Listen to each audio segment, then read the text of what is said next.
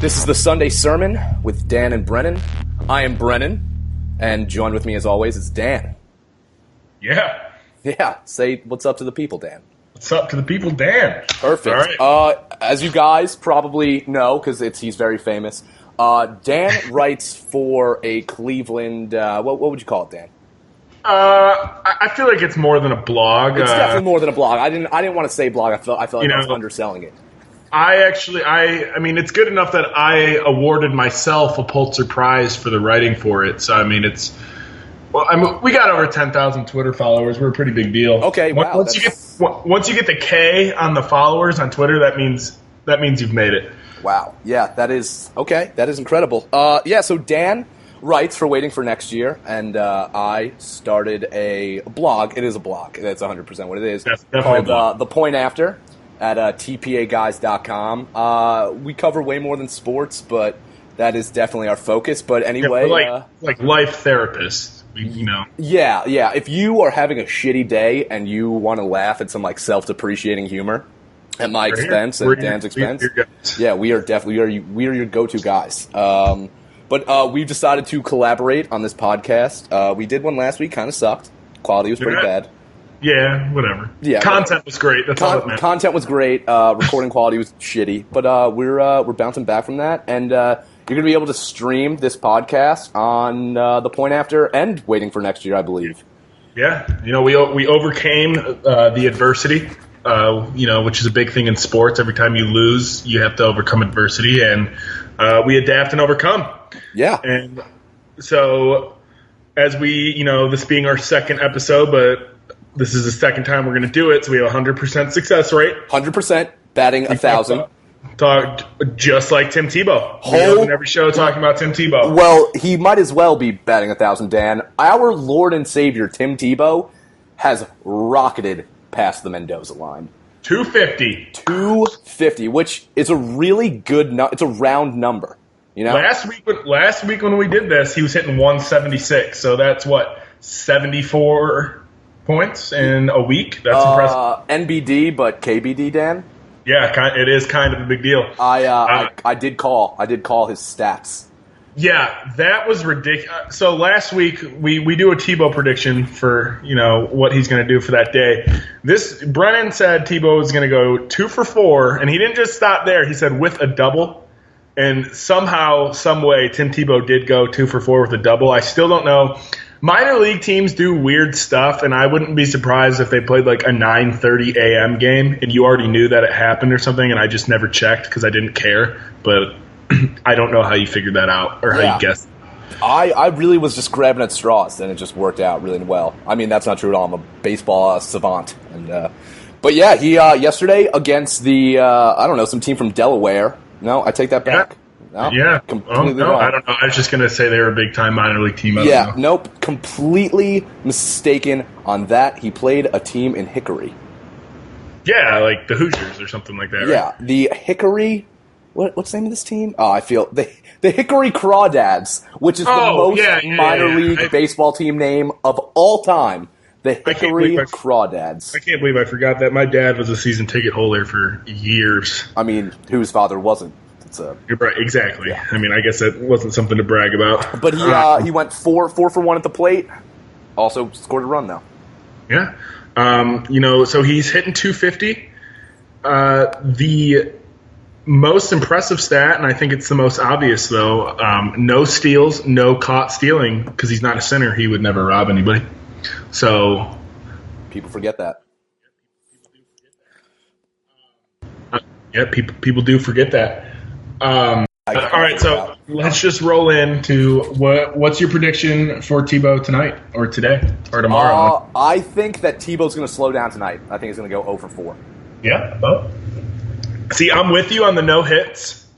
He's going to go 0 for 0 with 4 sacrifices. Okay.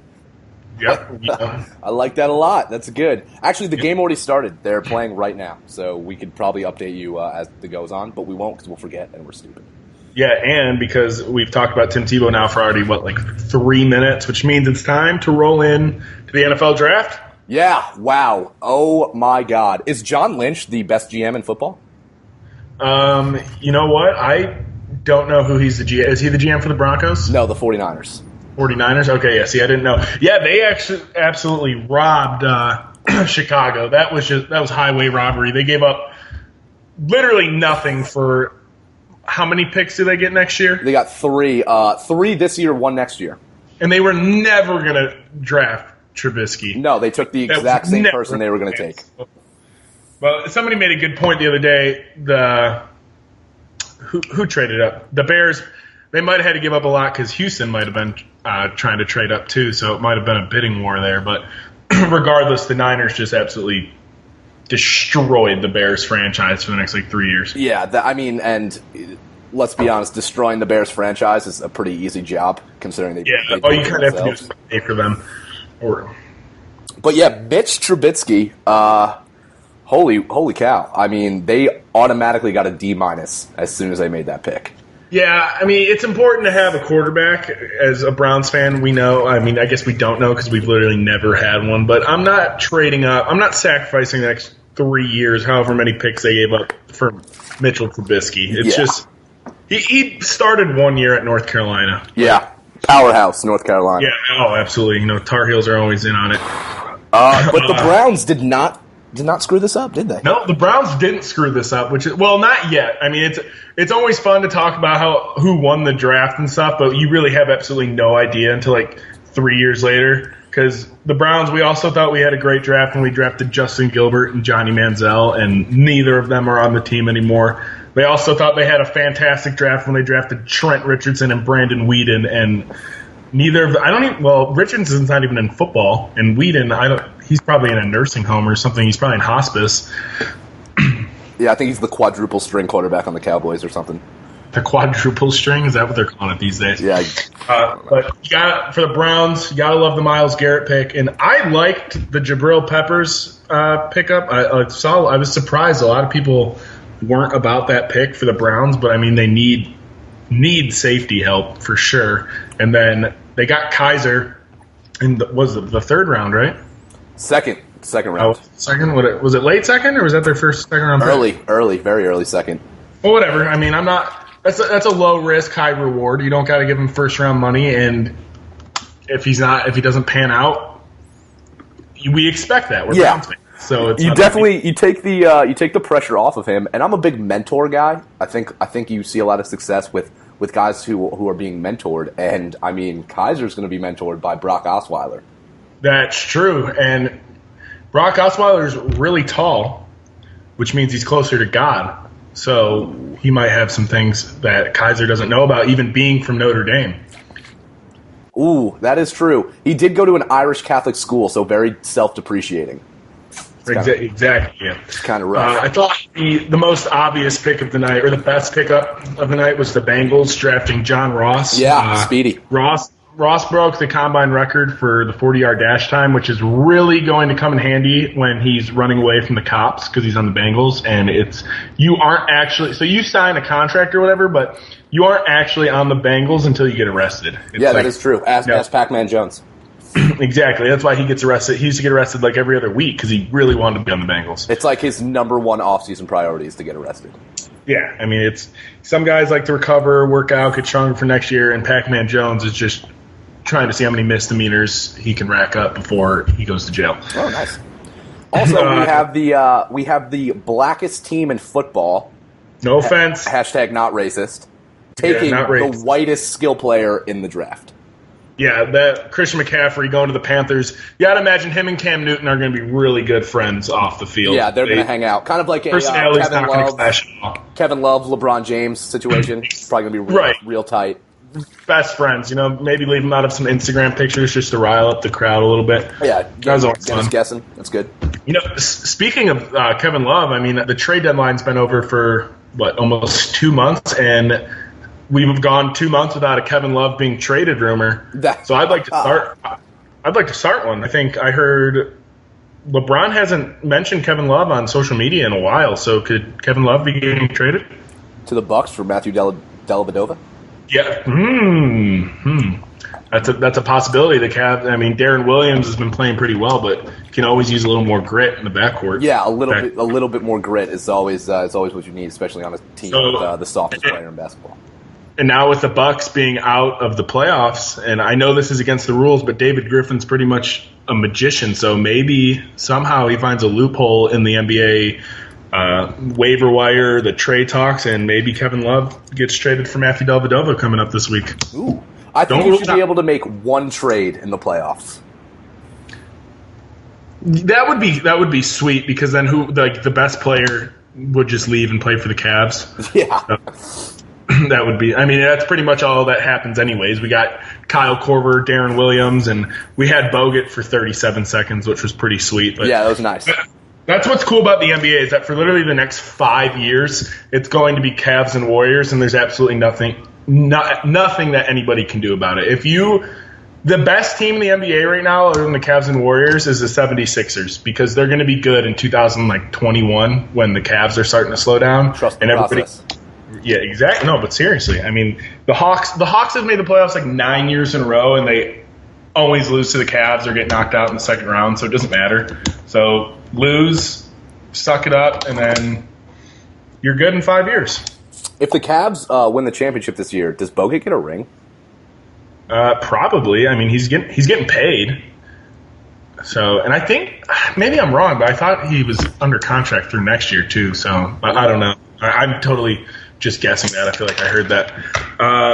Enough about the Cavs. We'll get back into the basketball thing in a minute. What I do want to get to Joe Thomas this week, talking about how he's having some memory loss, and he's not sure if it's from football, because all the doctors and all the research and the science that we've had that said, yeah, football messes up your head. It's not good for you. And Joe Thomas is 32 years old, never missed a snap in the NFL, and isn't sure if it's from football or if he's just getting old. So I'm going to say he's just getting old. Yeah, definitely. I mean, he's an offensive lineman. They never get hit. That's a low contact exactly. position. So it's very rare, especially in today. Maybe back in the 60s when guys were tough, But these days, guys are wearing sleeves and face masks and stuff like that. There's no room for injury. Face masks, a bunch of pussies. Exactly. We'll edit that one out. It's not safe for the kids. Yeah. So Joe Thomas says that he forgets what he's buying at the grocery store when he goes. We all do that. Yeah, so he doesn't. That's not right. So let's not blame football on that, people. It's Joe Thomas. Check yourself before you wreck yourself, brother. I took a list to the grocery store the other day of all the things my wife wanted me to get, and I forgot like 6 things. So it happens. Yeah, and you had a list. Yeah, and not even on my phone, like a paper list. So like you wrote it down, and that's supposed to help you remember. And then I'm looking at it as I'm shopping, and I'm like, oh, I gotta go get eggs. And then I come home, and where's the eggs? Like, Dan, you know what they say when you meet somebody, to remember their name, you put it into the conversation 3 times. Have you ever heard that, Devin? I mean, Dan. No, I usually just get the name tattooed on me immediately, so I never forget. But I just met some people this weekend, and right when we left, I was said to my wife about how I got to get better at remembering people's names, because people literally introduce themselves to me. I shake their hand, look them in the eye, and they say their name, and after I'm done shaking their hands, I have no idea what it was, and the rest of the night, I'm just praying to God that I don't have to say it at any point. Yeah, I'm a big fan of... I hope they forgot my name too. So that is the best. Yeah. I was at a bar Wednesday night, just kind of doing man things, and a chick asked me in the middle of the conversation what her name was. Ooh, a girl. Yeah. She asked you what her name was? In the middle of the conversation, she said, "Did you just walk away? Do you remember my name?" I said, I have no idea. But you didn't tell me. Prove that you told me. Yeah, she told me. You should have pulled it back on her. Said, "Do you remember my name?" And when she said Brennan, you should have said, "No, it's Dave" or something like that. Just made it up. How would she know? Bob. But I said no. She told me her name again, and no idea. Don't remember. Still don't remember that? Well, it sounds like things are going well for you. Yeah, you could say it's getting pretty serious. Yeah, one more. She's supposed to tell it to you 3 times. Isn't that what you just said or something? See, I already forgot what you said. So ESPN, a bunch of layoffs this week. A lot of big names, which was pretty unfortunate. Yeah, just to kind of take it back here on a serious note, I will never celebrate somebody losing their job, especially how many people did, and a lot of skilled people I really love or have come to really appreciate their work, were laid off this week. But my heart is broken, Dan. And why is that? Britt McHenry was let go. Yeah, and that's only... See, it's tough when people lose their jobs, even tougher when hot women lose their jobs. Yeah, because what are the chances of her bouncing back? That knows stuff about football. Yeah, that is... Whew. I mean, I'm getting worked up just thinking about it. Usually beautiful women who know about sports really don't bounce back in this industry. So thoughts and prayers to Britt McHenry's career. Right. Yeah. Aaron Andrews having a real tough time. Yeah. Maybe they'll team up Aaron Andrews and Britt McHenry on Fox, kind of like a cougar and the young cow. I wanted to say bull, but that just ruined it. Okay. You know, of the people not laid off from ESPN, and this is super unfortunate, as you said, you don't celebrate people getting laid off. I do, if I don't like them. Okay, that's fair. Totally acceptable. But Stephen A. Smith did not get laid off, and that is absolutely ridiculous. Because, first of all, I found out that this week that Stephen A. Smith makes $3.5 million a year. Did you find that out from my blog, Dan, maybe? Maybe I might have. I think I did, actually. That's ridiculous. That dude knows nothing more about sports than me. He just is better at yelling, I guess, and people know who he is. But Sports Center used to be cool because like you could wake up and you could watch 6 hours of highlights because they showed like every run scored in a baseball game and like every basket in a basketball game. And then at some point, like 5 or 6 years ago, ESPN got this brilliant idea where they're like, people would probably like, if we stopped showing highlights and we just let Stephen A. Smith talk for 8 hours a day with Skip Bayless, people will probably love that. About the same thing the whole day. We're just going to talk about Tebow or LeBron not winning a championship and see what people do. And to be honest, it's kind of backfiring. Yeah, apparently. See, you'd think that they'd look at it and be like, okay, since we started doing this, it's not working out. So we're going to hire the quality journalists that we have, or we're going to fire the quality journalists we have, and we're going to keep Stephen A. Smith, the guy who's not working out for us. Yeah, of course, Stephen A. Smith went on to defend himself when he got criticism for not being fired, and he wanted to remind the world that because we don't like him, we're all racists. Oh, did he? Yeah. I am shocked. He said if he was white, we wouldn't call him loud, we'd call him passionate. I've never called Skip Bayless passionate, and I actually hate Skip Bayless 100 times more than I hate Stephen A. Smith. So am I reverse racist here? Ooh, you know what? I was just about to say that I hate Stephen A. Smith more than Skip Bayless, but I'm afraid that's going to get me into even more trouble. So let's just move on. Maybe you should watch your mouth. Yeah, This is getting political. I don't like it. Yeah, no. Well, should we roll into our politics segment? Yeah, we should actually. Perfect timing. All right. I have nothing written down for that, so I guess moving on. That was your politics for the day. Yeah, guys. You know what? I always say form your own opinions, but what we just said was pretty knowledgeable. So yeah, exactly. It was unbiased. Wasn't to the right or to the left. I'm pretty neutral. We'll roll into. Let's go to the NBA playoffs. Yeah, please tell me about them because I don't watch them. Yeah, so I'm like the basketball guy, and Brennan's the hockey guy. He knows nothing about hoops. I know nothing about hockey, so we kind of complete each other.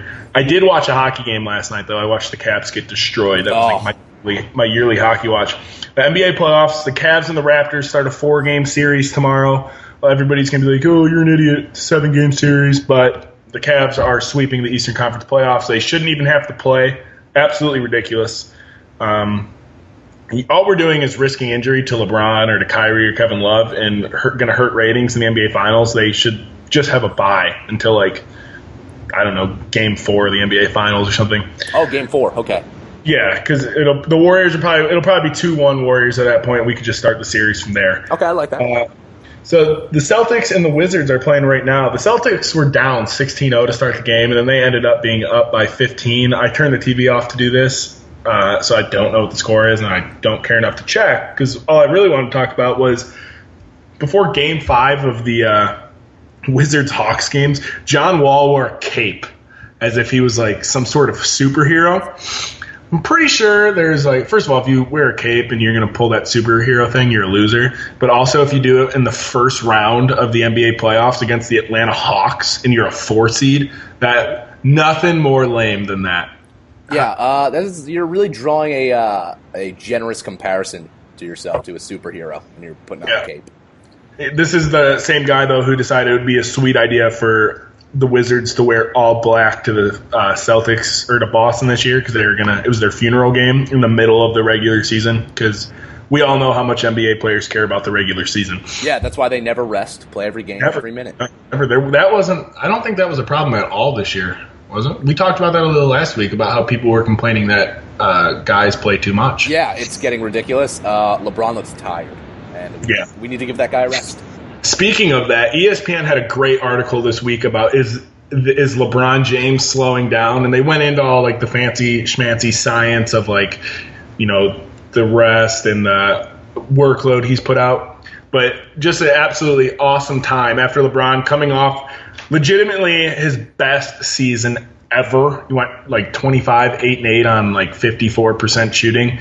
And he just swept the Pacers where he almost averaged a triple-double in 4 games. So you got to begin to wonder, is he slowing down? I mean, what do you think? I say that he is 1,000% slowing down, Dan. Yeah, you got to believe it. He sweats this year more than I've ever seen. Granted, I don't watch a lot of basketball, but LeBron James is wet every game. Yeah, so maybe is he drinking too much water? Is that a thing? You know what? It's weighing him down, which makes it heavier on his knees. I once saw a documentary about taking ecstasy in nightclubs in Miami, and apparently drinking too much water is a thing. Is that what they call it now? Documentary? Is that what they call autobiographies? It wasn't Miami. It was a dirty hipster bar in Brooklyn.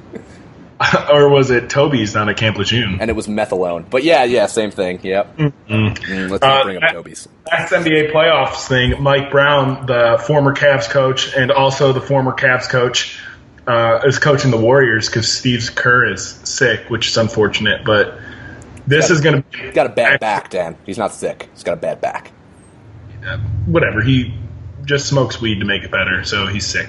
But Mike Brown, I think, maybe not anymore, but at one point Mike Brown was getting paid by the Cavs for 2 contracts and the Lakers, and he was the smartest man in the NBA. He was like, I'm going to ride out being good with the Cavs for a few years because I had LeBron, get another coaching contract, get fired, and then people will be like, oh, well, the Lakers just didn't give him a chance. And I'm going to get rehired and get fired from that job, and I'm going to be making 3 salaries, and I'm not going to work a single day. Yeah, so, that's awesome. Just to draw a little comparison, Charlie Weiss still getting paid by Notre Dame. Is he really? Just want to throw that out. Well, he signed like a 10-year deal in like 2007, didn't he? And then they fired him like 3 years later. Yeah, if not the next year. Great deal by Notre Dame. But so if Mike Brown, if he is, I don't think he is, but if he is still getting paid by the Cavs, does he have to throw the game for the Warriors? Or is he not allowed to coach? There's got to be some legal stuff going on in that one. Yeah, that does sound like a breach of contract. Okay.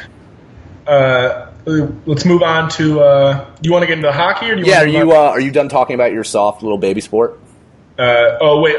Here, you know what? That's a perfect way to roll into hockey. We're going to talk about soft little baby sports. Hockey guys are supposed to be so tough, and I'm watching this game last night. They have 2 halftimes. Yeah, intermissions. Absolutely ridiculous. What other sport has 2 halftimes? You got me there, Dan. I got to admit, you truly got me there. Real talk. Halftime is the worst thing about sports because it's like, okay, what do I do? Like, I have to pee real bad, but that's not going to take 14 minutes. Yeah. And now you have to do that twice in hockey. How do you handle that? It's a lot of pressure. Usually I make a sandwich. Twice? Like each mission? Yeah, both times. But tell me a little bit about the playoffs. The Cats got absolutely smoked. Yeah, it is 2017, and apparently it is not the Caps' year.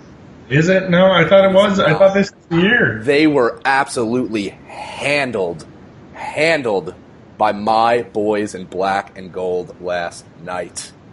hear that, Cleveland? He's a Pittsburgh fan. That's absolutely disgusting. Yeah, well, anyway, how's Cleveland's hockey team doing? Moving on. So, hey, shut your mouth. Okay. The Monsters won the AHL, the Calder Cup last year, so... Oh, excuse me. Yeah, hush.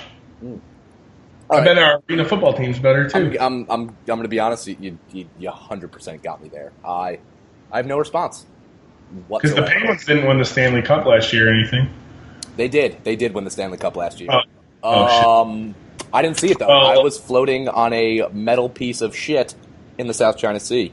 Anyway, though. Yeah, so they got handled by the Penguins 6-2. The Penguins, man, they're just too fast. They are way too fast. I thought coming into the series that the Caps would have too much depth on defense, especially, but it hasn't been a problem.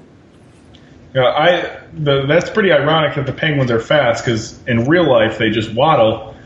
Like I said, I don't know anything about hockey, but I am definitely not rooting for the Penguins in any game because of that one video that surfaced last year of the female penguin cheating on her husband with another more handsome penguin. Oh, that was rough.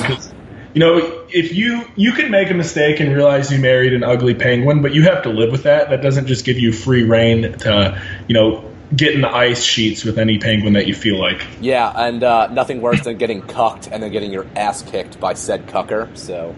Yeah, that's bad. That did happen. See, that's why I don't like Sidney Crosby. He should really control his species. Are they going extinct? I feel like there's like 8,000 species of penguins, so I really don't know. So one of them has to be. So at least one. Penguins are going extinct. Save the penguins. Hashtag save the penguins. I'm just like Reese Witherspoon spoke out against elephant poaching last week. I'm going to speak out against penguin poaching. Don't do it, guys. Yeah, you're probably going to find some resistance to that because people hate penguins, but good luck. I'm not going to stand with you. Well, don't do it, guys. They're pretty cool. They slide on their bellies. You know what? Maybe I'm wrong. Maybe I do support penguin poaching because in Mario Kart, when you're in that one ice level, those penguins will wreck your world. Yeah. I do know what you're talking about. I used to smoke a lot of weed. Which, coincides with playing a lot of Mario Kart. Yeah, if you want to reach for that connection instead of just letting the people figure it out for themselves. Anyway, the Rangers, holy shit. Thoughts and prayers to New York. Everybody in New York woke up crying today. The Rangers are probably the most underachieving team that there's ever been in the history of ever. What about the Blackhawks? Weren't they the 1 seed and got swept in the first round? Yeah, but that was a freak accident. Yeah, see, you think I don't know anything about hockey. I'm throwing all these curveballs or these curved pucks at you. Yeah, I let you have your piece when you talked about basketball, but, it's okay. I triple deked you here. Go on. Dude, that's a great movie reference. So Ottawa beat the Rangers in overtime 6-5. It was the most goals in a game this whole postseason so far. Really exciting game.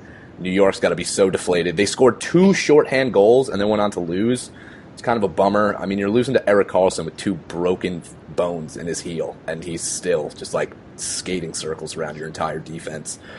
Pretty rough. Edmonton took the first game against Anaheim. Excuse me, that was super embarrassing. And Nashville took the first game against St. Louis. Really don't have much to say about those games. They were kind of boring, not gonna lie. And they're on the West Coast, so I don't really stay up that late and kind of just catch the highlights the next day.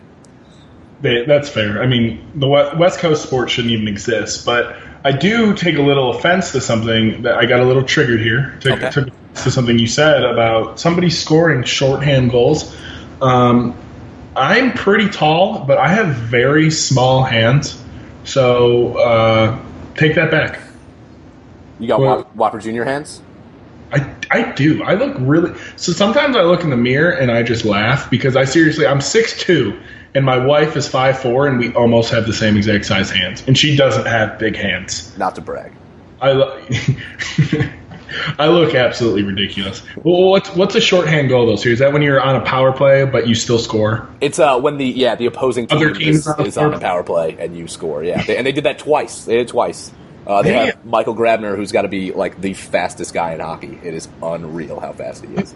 Maybe I can't. I don't understand how people are good at going fast in hockey. I was in Chicago last year, and I ice skated for the first time probably since like the 6th grade because I got kicked out of Winterhurst ice rink for throwing ice at people. But I went ice skating, and when we were like walking by it all day, I was like, I could do that. Like that doesn't look hard. And then when we were finally going, the closer and closer we got to the rink, like, and I could see it, and then I was like up close watching people skate. I was like, there's no way I can do this.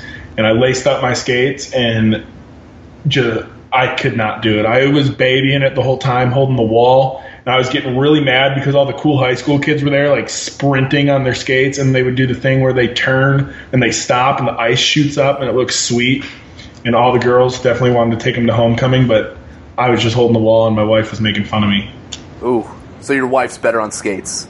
Yeah, that is the only thing she's better at me than that athletically or athletic-wise. She beat me. I'm still not over this, and I still don't know how it happened. She's the worst bowler in the entire world. Like, if I needed somebody to roll a gutter ball or I was going to die, I would definitely call upon her. And one time, like 2 years ago, she beat me in bowling, and she never lets me live it down because I always make fun of her whenever we go. Because 3 times, you know how in Wii bowling, if you hold the button too long, the ball goes backwards? Yeah. Mm-hmm. She did that in real life 3 times. So literally the worst bowler ever. And she's also bowled it where it went into the wrong lane.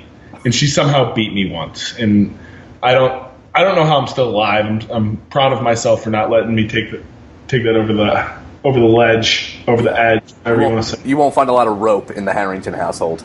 No, none. You got anything more about hockey, or should we move into MANsplaining? No, let's move into MANsplaining. All right, so for most of you who haven't heard this before, which is probably everybody if you're even listening, MANsplaining is a little segment we like to do where MSN explains things, because MSN is the best, worst website in the entire world. Lots of articles, no quality content. It's just a bunch of stupid stuff. So I took my 4 favorite articles of the week. First, mad respect to 2 gentlemen who taped $400,000 worth of cocaine to their bodies and tried to fly to New York. Obviously from Colombia. But you got to have some balls. First of all, you got to be really stupid. Second of all, you got to have some balls to be like, hey, I'm going to strap a couple $100,000 worth of coke to my body and go through the airport where there's obviously no security, especially after 9/11 in America, and see what happens. Yeah, were these fat guys? Did they think they were going to be able to like cover it up with a sweatshirt? No. They taped it to their body. It was like around their thighs and their calves and their like chest. They didn't it was weird. They taped it around it, and then they wore spandex over it, like tights and stuff, and then they wore clothes over that. And apparently the one dude he was wearing baggy pants, but his calves were bulging. Apparently, they just don't respect people who do thousands of calf raises a day, and they pulled him aside. So that was a little discrimination against people who work out. Yeah, so literally the worst drug mules of all time is what you're telling me. Yeah, basically. They better hope that they stay in jail in New York for a long time, because the second they get out, they're getting popped. I've seen SVU. I watch a lot of Law and Order, and they're definitely not making it 24 hours after they get out. I mean, $400,000 is kind of a drop in the bucket. I'm sure it's a manageable loss. Right, at least for them. What happens to all that cocaine, Dan? The cops snort it. Haven't you ever seen, or they just keep it in the back of the station, haven't you ever seen 22 Jump Street, or 21 Jump Street, I think it was? Sure. Where they're trying to, you've seen that? When they're trying to throw the party, and they're like getting the drugs, and he gets a bunch of coke, and he's like, we're trying to show them a good time, not ruin their lives, man. And they just smoke a bunch of weed instead. I would have went with the coke. Anyway. But speaking of $400,000, this is another MANsplaining. President Obama accepted, or charged, I guess you should say, charged $400,000 to speak at Wall Street, which totally goes against pretty much everything he preached for 8 years. So I guess this could have fell into politics earlier. All about closing the wage gap and, not letting the big banks on Wall Street win. But I am going to take $400,000 to speak. Yes, speaking of closing the wage gap, didn't Hillary Clinton charge $200,000 to speak on Wall Street? few times, and Bill Clinton in 2011 maybe earned over $2.5 million speaking at Wall Street. So no big deal. That is incredible. See, nobody. President Obama, president for 8 years. It'd probably be pretty cool to hear him speak, but there's nobody that could have enough substance in anything they said that it would be worth $400,000. I don't care how much money you have. It is not worth $400,000 to pay somebody to speak. You could just, it's not like he wrote it down. Somebody's going to write his speech for him. You could get a pretty quality writer, maybe Stephen A. Smith, to write a speech and just pay somebody $40. I would pay Aaron Hernandez $400,000 to hear his story. Rest in peace. Oh, fuck, that's right. Oh, shit. Yeah. Oops. This will go pretty well for us. Enlisted military, fourth worst job in the United States. Don't even get me started. What were worse? What was worse? The ones that were worse actually were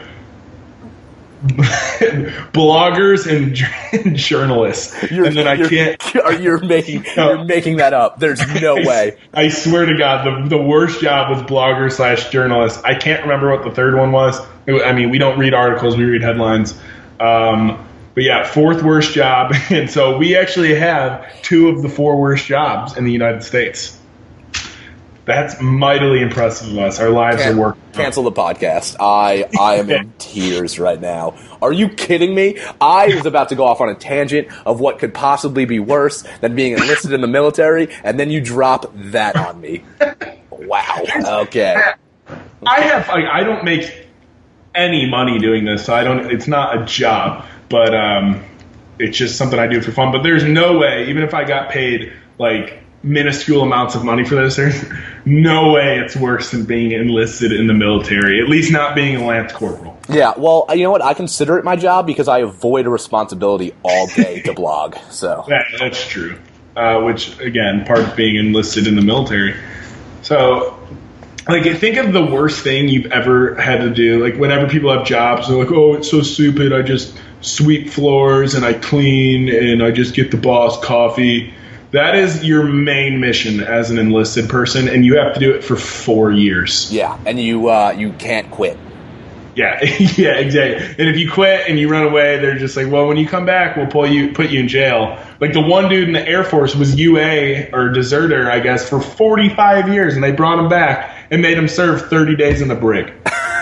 30 days? You got off pretty easy, honestly. There should be a rule, if you get out, if you run away and you're UA for longer than you have served, so if you serve for 2 years, you leave and you're gone for 2 years, you win. They're not allowed to look for you anymore.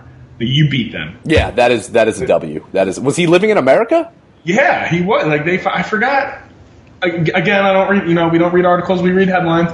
But they found him at his house. There was a bunch of cops there and stuff. And they was it that big of a deal?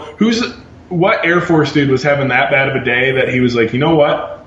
Let's go ruin this guy's life. Yeah, let's go find him. Just for the next 30 days. Let's go pull him away from his family because 45 years ago he left and decided he didn't want to be in the Air Force anymore. What a jerk. Wow. Well, props to that guy. Caitlyn Jenner, formerly known as Bruce Jenner, says she knew OJ committed the murder. Shocking. Who knew that O.J. Simpson committed murder? I didn't. I thought all of America knew that O.J. Simpson committed a murder. Oh yeah. See, I didn't know that. I thought he got off. I thought he was definitely not guilty.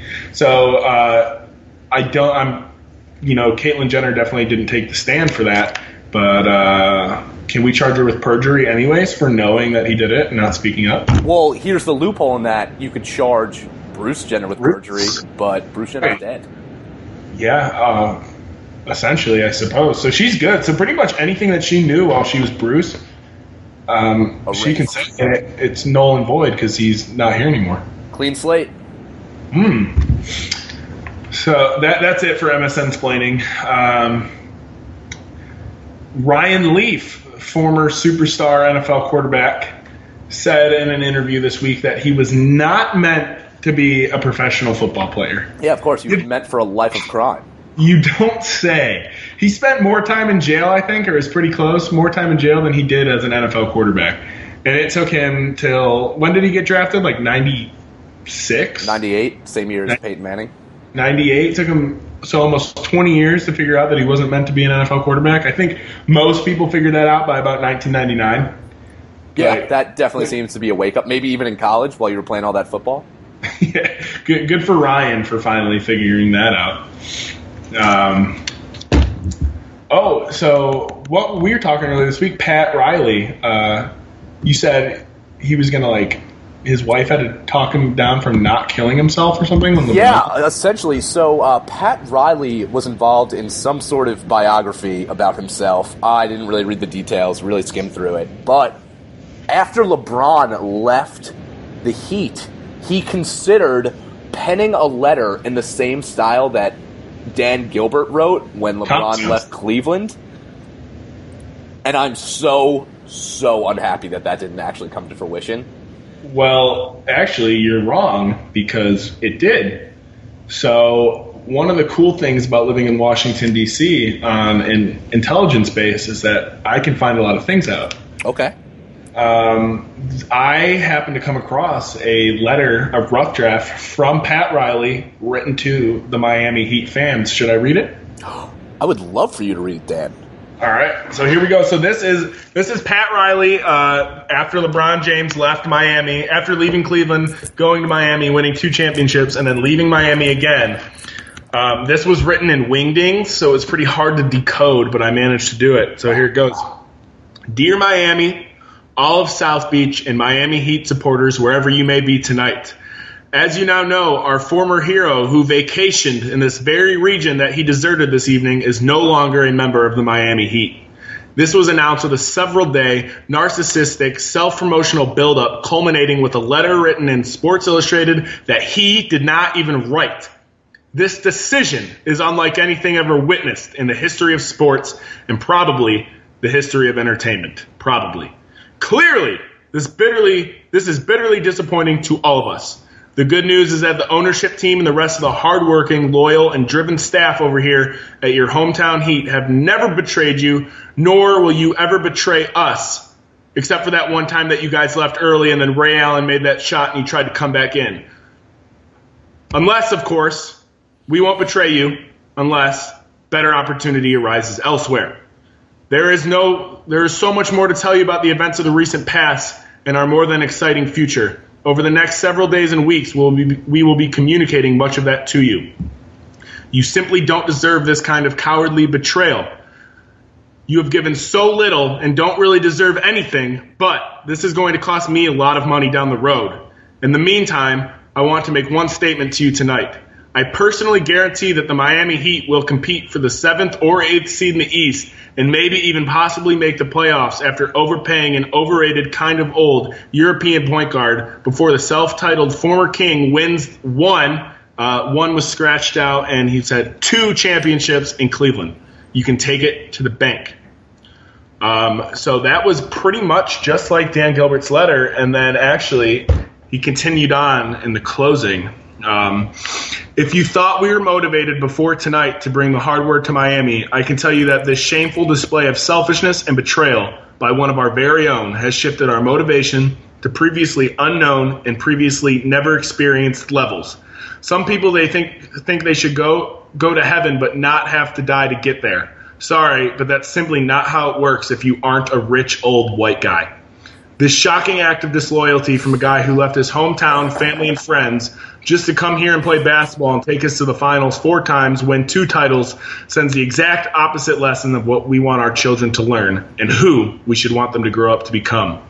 But the good news is that this heartless and callous action can only serve as the antidote to the so-called STD problem in Miami, Florida. The self-declared former king will be taking the STD problem with him up north until he does right by Miami and Florida. And me, James, and the town he plays will never, unfortunately, own this dreaded spell and bad karma of being the best basketball player ever. Just watch. Sleep well, Miami. Tomorrow is a new day.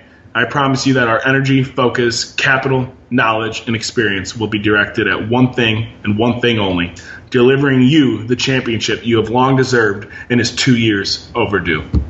Pat Riley, majority owner, Miami Heat. Wow. That was electric. If I didn't know any better, it would have sounded like somebody like Pat Riley took Dan Gilbert's letter and then just made some stuff up for him that fit his description. Yeah. You know what? The difference is, though, is that I think Pat Riley was correct. I think he was an 8th seed there. They definitely got in. I don't know. They definitely weren't an 8th seed last year. They advanced. I think they beat the Celtics. I think they were a 5. Really? But they did get in after overpaying an old, overrated point guard in Goran Dragic. So, man, he really hit the nail on the head, unlike Dan Gilbert, who promised the championship and then got 3 first overall picks. That's incredible. Yeah, go Cavs. Yeah. So, you got anything else to add? You know what? I got nothing. Got nothing? You know what? I got one more thing. I want to... Or 2 more things, actually. I forgot to bring this up. Ezekiel Elliot, his mother, some account, like Twitter account, like SEC fan 69 or something like that. Some idiot mentioned like, oh, how did Ezekiel Elliot pay for that car in college? Blah blah blah. And his mom, with some absolute fire, sent back at this guy. I'm pulling up the tweet now.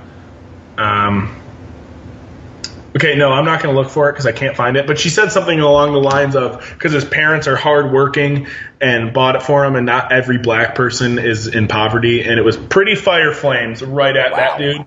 Because if you're an SEC fan, you're obviously white and from Alabama, and he to be fair to him, he probably didn't know that black people can work hard and make money because he has no contact with the outside world. Living in Alabama is like the North Korea of the United States, and they aren't told anything other than that Alabama's good at football because they still don't have internet. I'm going to go out on a limb here and say that a booster probably bought that car for him now. That I've never heard of that happening before. Have you? Yeah. Only at UNC when they got Carolina Blue Hummers.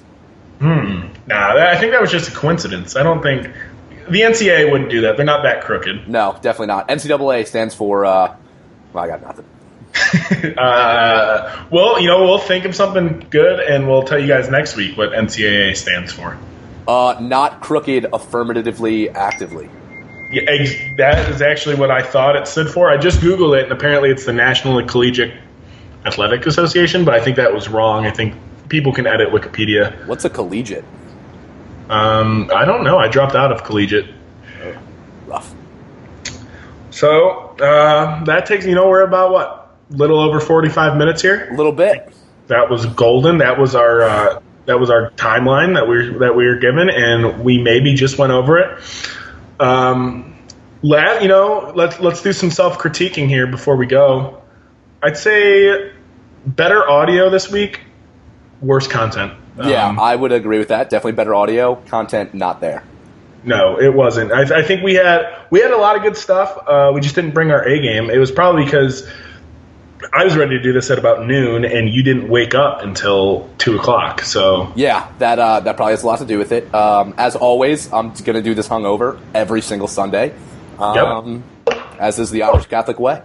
Wait, we forgot the most important segment. Oh yeah, health and fitness. Yes, health and fitness.